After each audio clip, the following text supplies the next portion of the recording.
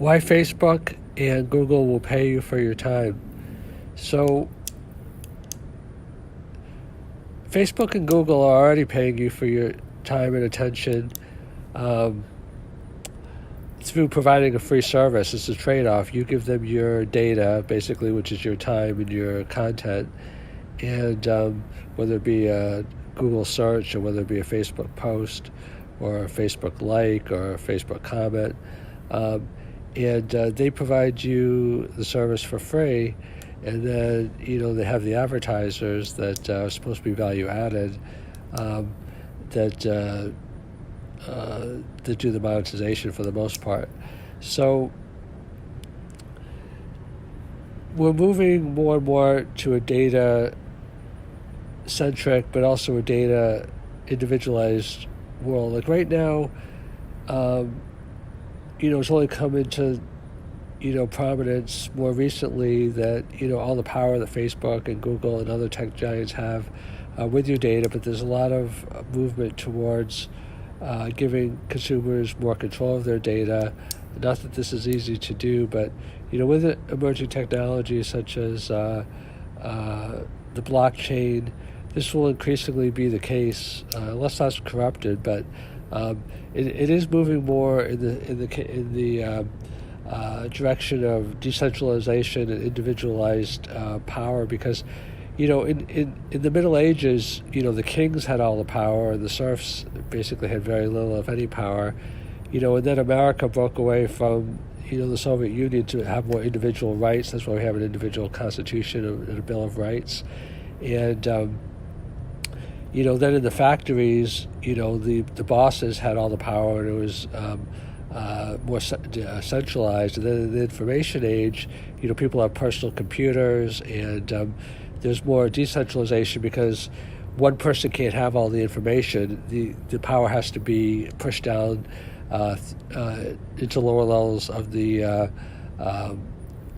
company, so that when you have thousands and hundreds of thousands of employees, especially, so that decisions can be made where the rubber meets the road, and that the people that actually have the direct contact with customers can make choices and be empowered. So decentralized is kind of the nature. There's a famous book, The End of Power. Now it used to just be that Walter Cronkite, and a couple others told you the news. Now we have hundreds and hundreds of news channels, thousands and millions of blogs, thousands and probably millions of YouTube news channels of different kinds, Instagram, Twitter, Facebook. So things have become much more decentralized in terms of like content, media, information, and I would argue as a result of all of this influence and power. So the trade-off that you get a free service from Facebook and Google was the beginning, but in the future it'll be even more, because they say that time is the most valuable resource. Attention is just an aspect of time.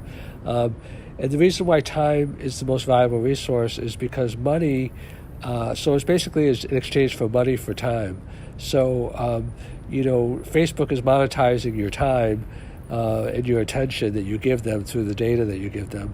So time is the most valuable resource, because once a moment of time is spent, it can never be gained again. If $1 is spent, you can always get that dollar back, and you can get multiple dollars, to replace it with. But you can't even get back one moment of your life that has been spent. You can never get it back. So, because there's a limited amount of time, but there's almost, within reason, an infinite amount of money. So as this continues more towards decentralization and time becomes more and more valuable,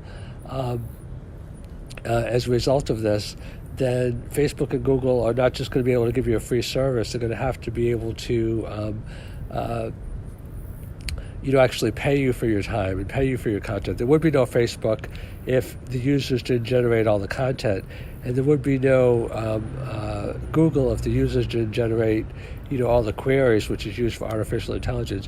And the reason why, I probably didn't explain it well enough, the reason why time is becoming more and more and more valuable is because as information continues to increase through the law of accelerating returns, it's harder and harder and harder to break through, because the more information there is, the more information overload there is, and the harder it is to get people's attention. So as we tend to have like more and more information overload, and more sources of information, and more data, then attention and time becomes like increasingly more and more valuable. And because it's so valuable, companies are going to have to pay you for it, and potentially in the future they'll have to pay you a lot.